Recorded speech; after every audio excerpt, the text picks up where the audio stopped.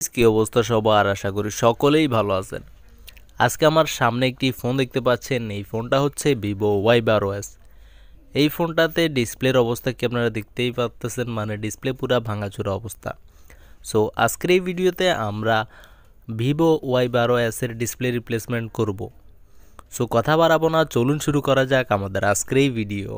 So প্রত্যেক সময় আমি এলসিডি রিপ্লেসমেন্ট করার সময় একটা কথা বলে থাকি, অনেক কাস্টমার বলে থাকেন যে আসলে ডিসপ্লে রিপ্লেসমেন্ট করার পরে আসলে কালারটা অ্যাকুরেট হয় না, আবার অনেকে বলে ফিনিশিংটা অ্যাকুরেট হয় না, আবার অনেকে নানান ধরনের সমস্যার কথা বলে থাকেন। এই ধরনের সমস্যাগুলো হয় মূলত নর্মাল কোয়ালিটির ডিসপ্লে চেঞ্জ করলে, মানে নর্মাল কোয়ালিটির ডিসপ্লে লাগালে আসলে এই ধরনের সমস্যা দেখা দেয়। আপনি যদি মার্কেটের ভালো ডিসপ্লেটা লাগান তাহলেই আশা করি কোনো সমস্যা হবে না। অনেক কাস্টমার আছে সবচেয়ে কম দাম দিয়ে ডিসপ্লে লাগাতে চায়, যার কারণে আপনি কম দাম দিয়ে কখনোই ভালো প্রোডাক্টটা পাবেন না। আপনার কিছু টাকা বেশি গেলেও আপনি অবশ্যই ভালো ডিসপ্লেটা লাগানোর চেষ্টা করবেন। অন্তত একটা ডিসপ্লে লাগানোর পর মিনিমাম 1.5 থেকে 2 বছর মিনিমাম আপনি এটা ব্যবহার করতে হবে। যদি একটা ডিসপ্লে লাগানোর পর আপনি 1 থেকে 1.5 মাস ব্যবহার করতে না পারেন, তাহলে এই ডিসপ্লেটা চেঞ্জ করার কোনো দরকার নাই। আমাদের এক ভাই আমাদের ইউটিউব ভিডিওতে কমেন্ট করেছিলেন এবং সেখানে তিনি তার একটা এক্সপিরিয়েন্স আমাদের কাছে শেয়ার করেছিলেন। আর সেখানে তিনি বলেছেন তার একটা ভিভো ফোনের ডিসপ্লে তিনি ঢাকা থেকে চেঞ্জ করেছিলেন। সো চেঞ্জ করার 1 সপ্তাহ পরে আসলে হঠাৎ করে ডিসপ্লেটা অন্ধকার হয়ে যায়। এই ধরনের সমস্যার কথা তিনি বলেছিলেন। আরও বলেছেন যে দোকানদার হয়তো অরিজিনাল ডিসপ্লেটা লাগান নাই। সো এখানে আমি একটা কথা বলবো, কোনো দোকানদার ইচ্ছে করে নর্মাল ডিসপ্লে লাগাবে না, কারণ কয়দিন পরে যদি ডিসপ্লে চলে যায় তাহলে সেই দোকানদারেরই ক্ষতি, মানে কাস্টমারগুলো হারাবে সেই দোকানদার। সেই জন্য বেশিরভাগ দোকানদার চেষ্টা করে ভালো ডিসপ্লেটা লাগানোর জন্য। তবে কিছু দোকানদার আছে যারা আসলে ভালো ডিসপ্লের কথা বলে নর্মাল কোয়ালিটির ডিসপ্লেটা লাগায়।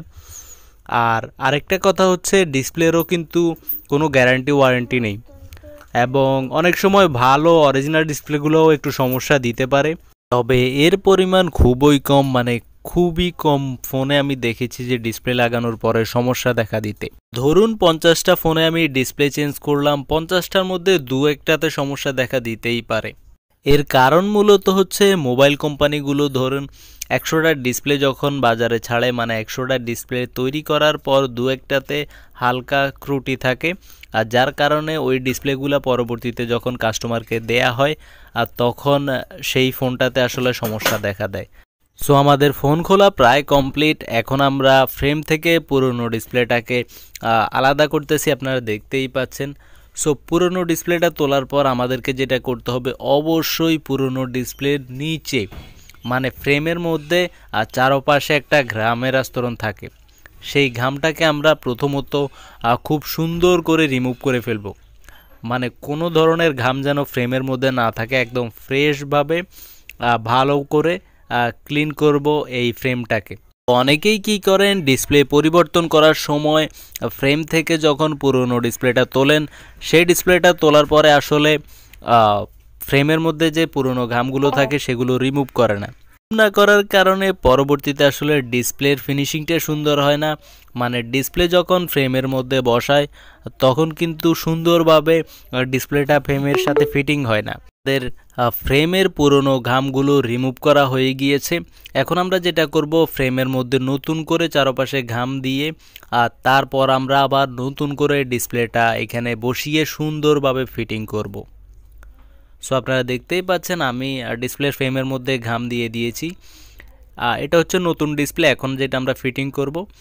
সো ডিসপ্লেটা ফিটিং করার পরে আমরা যেটা করব তা হচ্ছে রাবার দিয়ে ডিসপ্লেটাকে ফ্রেমের সাথে ভালোভাবে লাগিয়ে রাখবো। 20 থেকে 30 মিনিট রাখলে ভালো হয়। তাহলে কি হবে, যখন ঘামগুলো শুকিয়ে যাবে তখন আসলে ডিসপ্লে আর ফ্রেম দুটোটা একসাথে হয়ে যাবে। সো আপনারা দেখতেই পাচ্ছেন আমি রাবার দিয়ে কি সুন্দর করে ফ্রেমের সাথে ডিসপ্লেটাকে একসাথে করে 20 থেকে 30 মিনিট রেখে দেব। 20 থেকে 30 মিনিট রাখার পর আমরা আবার রাবার খুলে ফেলবো অ্যান্ড রাবার খুলে আমরা ফোনটাকে সুন্দরভাবে ফিটিং করব।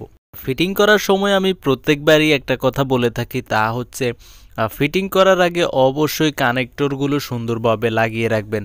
ব্যাটারি কানেক্টর, ডিসপ্লে কানেক্টর, আর চার্জিংয়ের যে র্যাবন আছে সেই র্যাবনের কানেক্টর, ক্যামেরাগুলো, নেটওয়ার্কের লাইন সবগুলো সুন্দরভাবে লাগানো আছে কিনা এটি চেক করে আর তারপর আমরা যে কেচিংগুলো আছে সেগুলো ফিটিং করব। সো ফিটিং করার সময় স্ক্রু যখন লাগাবেন অবশ্যই স্ক্রুগুলো খুব হালকা করে লাগাবেন, মানে কোনোভাবেই প্রেশার দিয়ে স্ক্রু লাগানো যাবে না, কারণ প্রেশার দিলে অনেক সময় ডিসপ্লেতে এফেক্ট আসতে পারে। সেজন্য অবশ্যই স্ক্রু লাগানোর সময় যে স্ক্রুটা যেখানে লাগবে ঠিক সেই স্ক্রুটা সেখানে লাগিয়ে সুন্দরভাবে ফোনটাকে ফিটিং করবেন। সো আপনারা দেখতেই পাচ্ছেন আমি কেচিংটা লাগাচ্ছি। এই কেচিংটা লাগানোর পরেই আসলে আমরা দেখতেছেন স্ক্রু লাগাইতেছি। সো স্ক্রু লাগানোর ক্ষেত্রে অনেকেই কি করে, যেখানে একটা ছোট স্ক্রু লাগবে সেখানে একটা বড় স্ক্রু লাগিয়ে দেয়। সো বড় স্ক্রু লাগানোর কারণে কি হয়, আমাদের ডিসপ্লের উপরে এই স্ক্রু লাগানোর প্রেশারটা পড়তে পারে।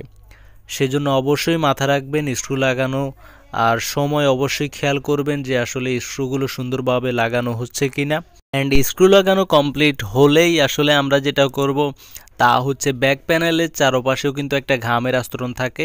সো পুরনো ঘামগুলো ভালোভাবে পরিষ্কার করে আমরা এখানে নতুন করে ঘাম দিয়ে তারপর ব্যাক প্যানেলটাকে এখানে ফিটিং করব এবং ফিটিং করে আমরা কমপ্লিট চালু করে দেখব যে আসলে আমাদের ডিসপ্লেটা প্রপারলি কাজ করতেছে কিনা, মানে কোনো ধরনের সমস্যা রয়েছে কিনা। তারপরেই আসলে আমরা কাস্টমারকে এই ফোনটা ডেলিভারি দিব। সো আপনারা দেখতেই পাচ্ছেন আমাদের ফোনটি চালু হয়ে গিয়েছে, আলহামদুলিল্লাহ আমাদের কাজটি কমপ্লিট হয়ে গিয়েছে।